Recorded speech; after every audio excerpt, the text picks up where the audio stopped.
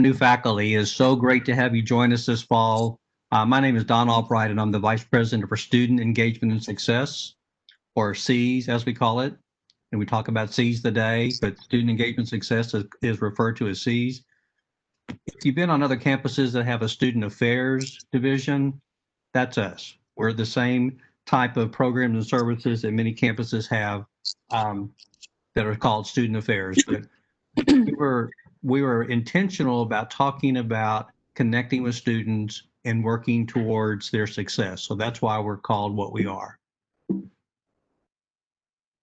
So I'm going to go through a brief slideshow, and we'll leave plenty of time, I'm sure, for questions of anything you might have. But again, we want to talk through the services that we provide to our students and to you as new faculty members and members of our campus community. We have three main sections in our division: student support, student life, and strategic engagement. So I'll talk a little bit about each one of those and talk you through that. And I will say now that Dr. Smith has some handouts that she'll be getting to you later. You'll see references to some of those in here. So you'll get more details after we get started next week, but we do have some handouts I think are useful for you that you'll get at another time. Okay, so our first area, student services, student support. We'll talk through a few of those services first. So we have a Dean of Students office, and Andy Gaish is our Dean of, Assistant Vice President, Dean of Students, and she is in our office suite on the third floor of the University Center, our Student Center. And that office does, again, lots of typical things for students and programs for our students. But we have an ombuds program. Our person is a student assistance service coordinator, and that person really helps you, helps our students when students have a specific obstacle that they need some help. In different times when we're talking about class absences, we try to help a student not have to make contact with each of their faculty members if they have an extended absence or a death in their family or something that's more than just missing a class or two. If they're just missing a class or two, we really expect them to work that out with their faculty members. But if it's something more unusual and they're going to be out for a while, we collect that information and notify all of our faculty members, all of that student's faculty members. And so if we've given you information, that means we've verified what's going on. And you don't have to ask for doctor's notes or obituaries or those kind of things because we've done that if we're contacting you. But again, we don't do that for just an absence. And with the way things are with people possibly isolating, whatever else, this semester is going to be different. So we'll continue to do those really unusual things, not that COVID is usual, but if someone's going to be isolating for 2 weeks, then they'll be notifying you or someone will notify you of that. And if we're aware of it, we will too, but we won't always know those things. But again, we're going to have to be more flexible this semester than before. We also offer emergency assistance, and we have a program for students with food insecurity. So again, lots of different kinds of more unusual types of support that we can offer our students. We also have a very active Veterans Resource Center and a Veterans Lounge in the University Center. We have a large veterans population here, as well as a large population of dependents of veterans that are here on special programs. So again, lots going on with veterans. And again, we're trying to make sure we can engage our students and keep them moving forward in their programs. Another important service in our area is our Career Services Office. Also in our University Center, they do lots of things to help our, and right now they're really being able to do just about everything virtually. They've been operating since spring virtually, and they'll do career counseling. Some of you may have a reason to help students find or maybe require internships. And so we certainly want to partner with any faculty members who have that connection or support for students who are doing an internship, paid or not paid. We certainly want our students to have paid internship, but there's some social service kinds of things that aren't always paid, and they're still very good experiences. So if you ever have a reason to help a student or want to help a student with internships, career counseling, career services really wants to partner with you. We don't need to take the chores away from you, but we do want to know that it's happening so we can help those students as well. Again, for student employment, full-time employment, interviewing resume, all those kind of typical things that students need in career services, we will help them with that. Counseling center. We have a very well-equipped counseling center. As you might imagine, this semester in the summer and any other has lots of stress for our students, and this one just a different kind of stress than we've been used to. But our counseling staff has been amazing at helping students and moving to a telecounseling model when most people thought you can't do that in telecounseling. Well, we're doing it very well, as is everyone else. We're really learning very fast how to take that model away from sitting across the desk from someone in their office in counseling to a model that lets them be where they are. The most amazing thing is that we would always have no-shows. Students would sign up for a counseling session and then not show up. They're not missing appointments anymore because they really can do that wherever they are. And so our students are taking advantage of that very, very well. And I think we're giving them some really important support through these different times. They can help in consulting. Again, you may feel like you would recommend a student see someone to get some assistance, and we can support you on that. Once they get to the counseling center, their dealings with the counselor are confidential unless they release that information. So we want them to feel like they can come and tell our counseling staff whatever is happening that they can deal with and give them some support. Just like we have counseling, we have a health center. They're next door to each other. Again, we're able to do a lot more with telemedicine than we have in the past, but they do have services there. We have a full-time staff there who can help our students with all kinds of issues, very minor things to not emergency room activities, but just short of that. So again, they can provide lots of support right now.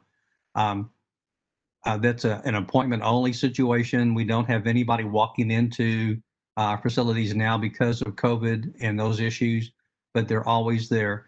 And another thing, just again, if you were to hear from a student at 10 o'clock at night that they don't know what to do, there's a 24-hour nurse line they can call and talk to a person about their situation to determine, is it an emergency where they need to go find a clinic that's open late, or are they okay to wait till they make an appointment to see our staff and talk to our staff?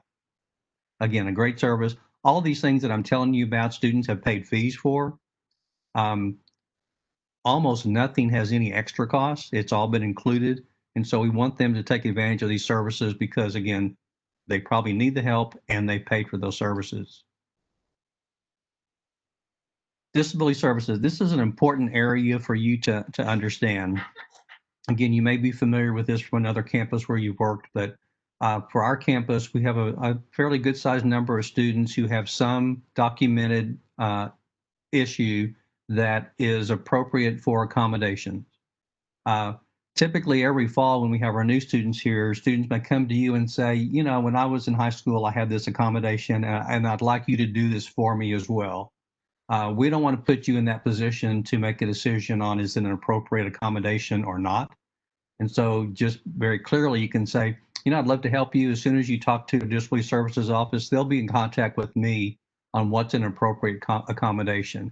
It could be that they need a quiet, distraction-free test site, or they need extra time for an exam, and they can proctor those for you if they have made that accommodation with you. So again, never be afraid to ask to check with that office to see if the accommodation is approved, but they would let you know if a student in your class has an accommodation. They'll let you know what that accommodation is and how to best support those students. Again, just to know, because you never know when it comes up, some students believe that emotional support animals are supporting students with disabilities, and those are really separate topics. And so if a student has a service animal, almost always a dog, to help them navigate their time on campus, that's certainly appropriate. And they're usually clearly identified as a service animal. If students have an emotional support animal, they may have that because um, someone has determined that that's appropriate for them and it gives them some type of support, but they are never allowed in classroom or university buildings. And so emotional support animals may support them where they live, but they don't support them in classrooms. So if there's an animal in your classroom, it only needs to be a service animal because emotional support animals typically aren't trained the same way. And that's often problematic in classroom situations. So no, they can't bring their service animal, their support animal with them to class. Even though they may be having them where they live, even here on campus, if they have the right kind of documentation for living with them. But again, don't let them try to convince you that they have to keep their emotional support animal with them because they don't in classrooms. Good question. Good question. Sure thing. How do we tell the difference? I've had a student in the past who brought a dog to class. They would sit in the front row and the dog really gave off a very strong odor and it was bothersome. How do we know whether an animal is a service animal or just an emotional support animal that's not something we have to accommodate? Right. Again, I think you'll see some handouts later, but typically you can't ask an individual what their disability is. You can ask, does this animal support your disability? See, that's a different way of asking that. You don't have to ask them what the disability is. You know, sometimes students may have a sight impairment and it's obvious what the service animal will do. But otherwise, you can't always tell by looking at the individual. So you can ask, is this animal trained to support a disability? And if they say yes, I mean, you sort of have to say, okay. But if the animal is not acting appropriately, and again, service animals don't disrupt, service animals don't play, they don't play around the room. If the animal isn't acting like you would expect one to be very well trained and behaved always, then you might be able to tell the students that I don't see how this could be a service animal because it's not acting appropriately. The animal can never disrupt your class, and a good service animal won't disrupt your class. That's not 100%, but I think that's maybe closer so you know you can ask, does this animal provide support for a documented disability? And again, I think some other handouts you'll get will help you restate those questions for you. Can we ask, is this animal an emotional support animal or a service animal? Yeah. Okay. Again, the first question is, you know, what kind of service does it provide? But if they say it provides emotional support, well, that's the answer. It's not allowed in the classroom. Okay, thank you. Yeah. Yeah. As long as you don't, as long as you never ask the student what their disability is, you ask what the animal does for you. That's it. Okay. Quickly get in this again. Sometimes students don't do what they're supposed to do, and there may be a conduct issue, and we have a staff who will take care of those kind of things. I want you to pay attention to the eye care. You'll hear that often. Send that to eye care. This is an eye care situation. Eye care is our behavioral intervention team. And in most years, you know, you wouldn't have many students who you're worried about, but we never know this year until we get into it if what our numbers will be. But typically, an eye care report would be someone that you really have a concern about. It may not be that they have been misbehaving. It may be they've given you some cues, either in their writing or their correspondence with you, that you feel like maybe they're having some significant distress to the point of maybe needing some really strong support. The other hand, it may be that they really are disruptive and you've tried to get them to steer them into not being disruptive. But what we want to do is document those kinds of incidents so that we don't get to a point where a student has been having a problem in 5 different courses and no one has said a word about it and it might escalate. We don't want to get to the escalation part. So just because you turn in a report doesn't mean any action will happen, except for kind of a paper trail that we're seeing some disintegration of a student's capacity to sit in your class and learn.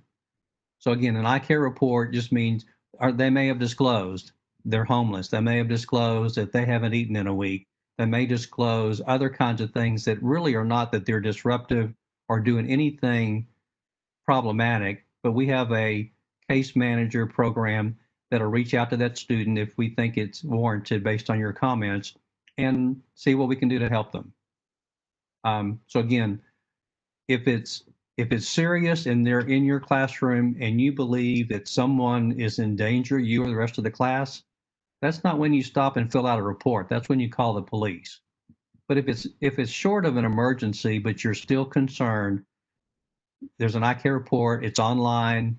They'll ask you some questions. Did you tell the student you were going to report them to eye care or not? We just want to know that. And again, someone will reach out to the student. This is one of the handouts that kind of talks through the issues with students who are struggling. And so this is how to help students when they're having difficult situations. And that'll be one of the handouts that you will get. So it talks about how to reach police, how to reach eye care, the Associate Dean of Students Office, all those kind of things we've been talking about is a reference guide for you to keep all the information in one place. So that'll be coming to you. I don't know if someone else has talked to you about Starfish Early Alert, but sometimes that gets confused with eye care. So Brittany, has Early Alert been discussed somewhere?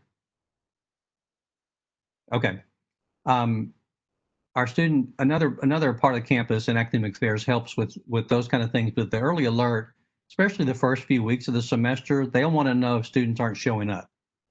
And so students not attending is not an eye care report, it's an early alert, just to let that office know. They'll be sending you notes on your roster that says, this student's in my class but has not shown up once. And they want to know why.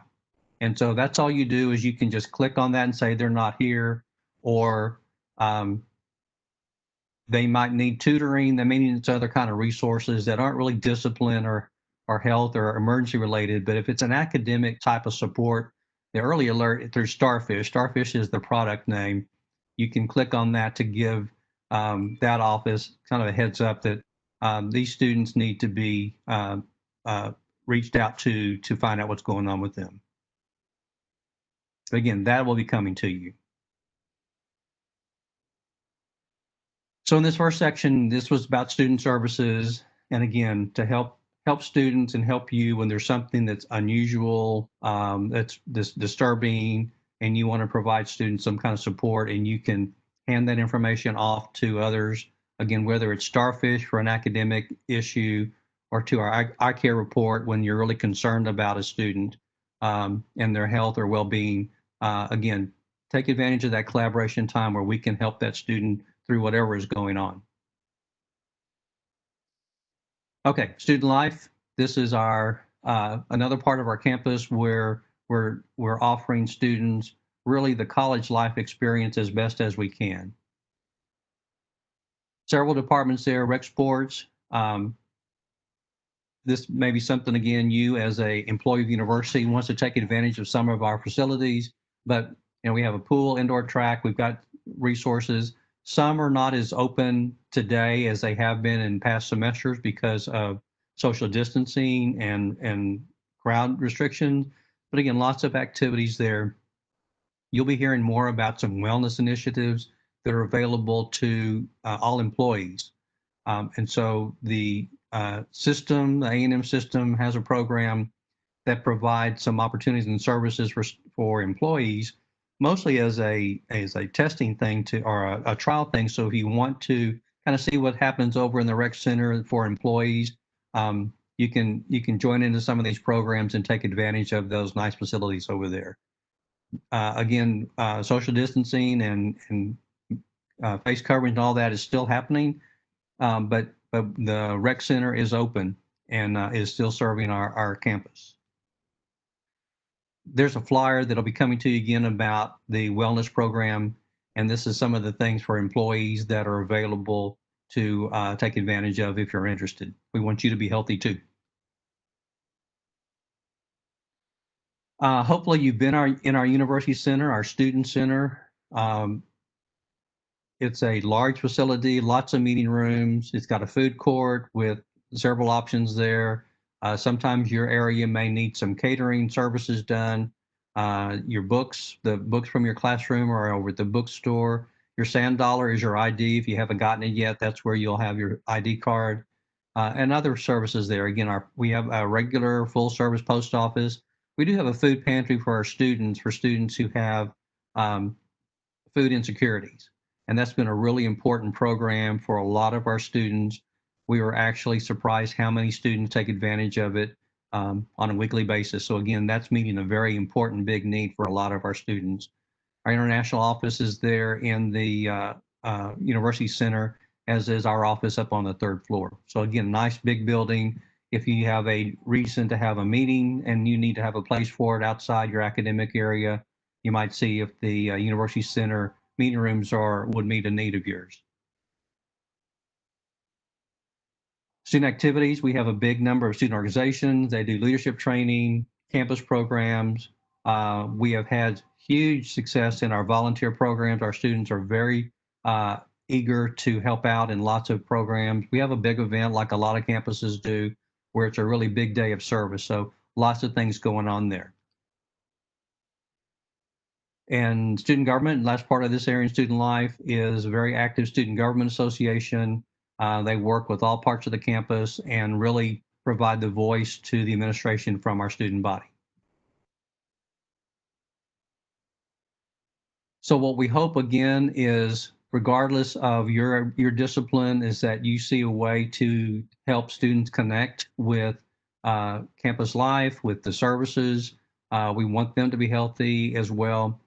You know, if you were involved or have some connection with a student organization, an academic organization, honor society, and you see that we don't have that group here, and you see that it might be a good fit for our campus, then we certainly would like to hear about that and help get that student organization started. Last little group here, strategic engagement, is just a little grouping of services for our students. We have a inclusion program, diversity programming. The student group is called ICA, Islander Cultural Alliance. They do lots of programs all year long on all kinds of topics that are educational and celebrate diversity and celebrate different things, diverse cultures and all that. And it does training program to help others learn how to make those programs even better. And we have prevention programs. Alcohol and drugs are still a thing in college, and we certainly want to help our students make better choices in that area. And housing, this last thing I believe is housing. We do have on-campus housing. All of our housing is privatized, which means they're not owned by the campus. It's our land, but the apartments and residence halls that we have are run by American Campus Communities for us. And so we have a great relationship with them, but they're not ours. And so right now students are, leasing their fall residence from American Campus Communities and not the university. And so if some reason they want to make a change, the university doesn't really have a say in that. They have a lease with a partner, but it is, we have lots of good housing available. So again, we want students to be safe here. We want students to be included in all kinds of areas and respected. We want them to be healthy. We want them to make good decisions. And we really want them to connect somehow with the campus. That's an important part, again, in our name, is to engage students. We know, as you probably know, that a student who engages in something on campus and finds some connection, some comfort, some affiliation, is likely to stay with us and finish. The most isolated students are the most likely not to stick it out. And so even in times when students aren't all on campus with us, if they're connected somehow, even virtually, there's a much better chance that they'll finish a semester in the year in their degrees than those who just don't see that connection. So we want everyone to find something to connect with. So I would certainly hope that in your classroom environment, You encourage students to find something to connect to. Again, it may be an academic organization that you know about, or it could be research. It doesn't have to be joining a particular kind of club, even though they can do that. So they find something that gives them support outside the classroom as well. This is the other folder that you'll be getting, and it really talks about services that we can provide to all students. So lots of things happening there. And again, we'll give you those resources so you're aware of them as well. We are super excited that you're here. We hope to meet you in various times throughout the year, connect with you in any way that we can. We want you to lean on us for help when you need it for your classroom or your students or you. And we want you to enjoy your time with the campus, the Island campus, and see that the Student Engagement Success Departments and Division can support you in supporting our students. So I will defer to questions now if I can answer anything from any of you.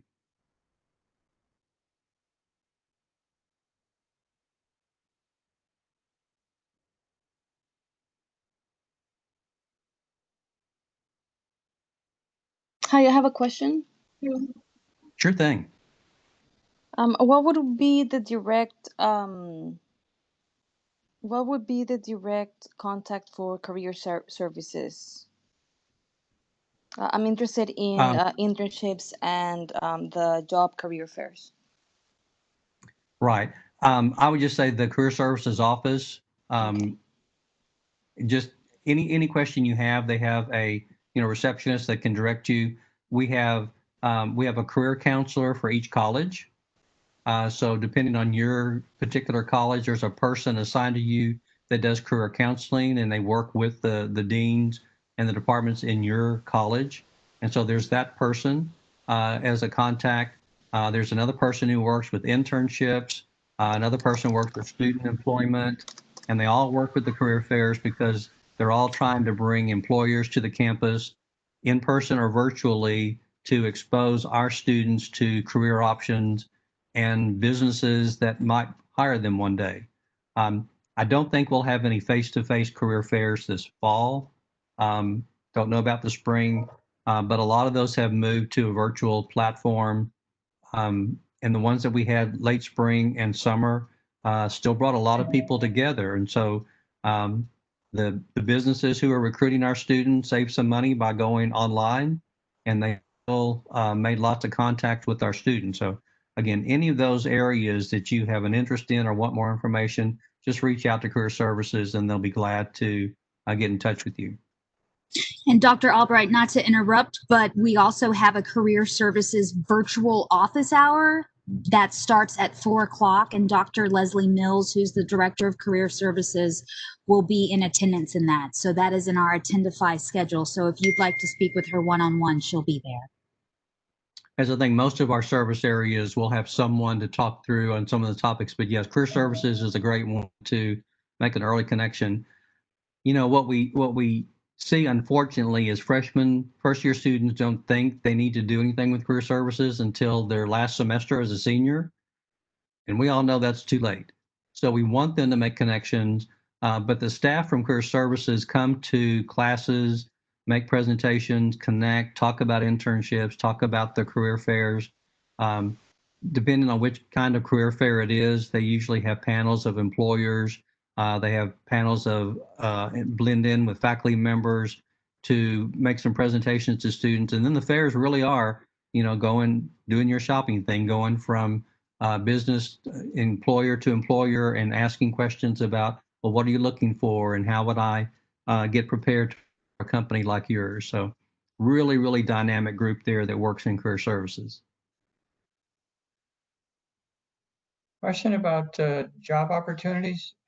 Frequently, I'll get an email from an employer asking me to refer students to them for possible employment. Am I allowed to make private referrals like that, or do all those job opportunities have to go to some sort of a public posting for everyone?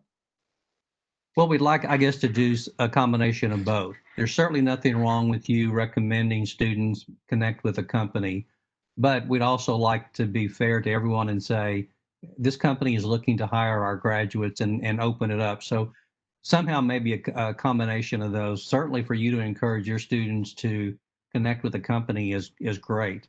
But we'd like the company to also connect with career services because, you know, whatever your field is, um, there may be students from that, there may be other job opportunities from that business that aren't in your field. If you're in nursing and they also have business jobs, you know, personnel and other kinds of jobs, we want to connect them with other parts of the campus as well, not just one area on the campus, but most companies need different kinds of students, graduates to fill their employment roles. So yeah, we want to connect both ways. So again, reach out and pass it on and encourage them to connect with um, our career services office. But again, don't feel like you can't also pass that along to students so they can make some connections as well. Thank you.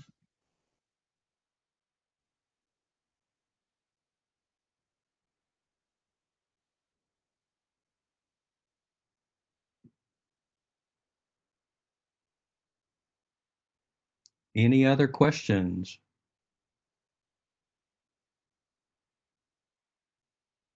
I have one. All right.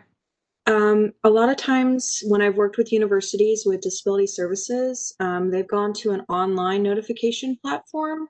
Do we do that here, or are the students themselves responsible for sending us their information? It's a product. It may be the same one you've been used to. It's called AIM. And so once the students have submitted their documentation to the office, whatever that is for that student, and the office determines that they have a reasonable accommodation, then that they'll go back through that system to let you know that the student in your class is entitled to this accommodation. So the student doesn't have to bring you anything as long as they've gone to disability services. Everything should go together. But yes, everything is paperless. It's all going through the product called AIM, AIM. And can we log into that specifically as faculty, or do we get email notifications? I know you get email notifications. I don't know the answer to the question about logging in. You will be notified anytime a student needs something um, through that office. But I'm not familiar with the platform to know, is that a login? I don't think it's a login. I think you just get notified about that. But again, the Disability Services Office, um, Kelly, I'm assuming they have an open house at 4 as well? Brittany, do you know?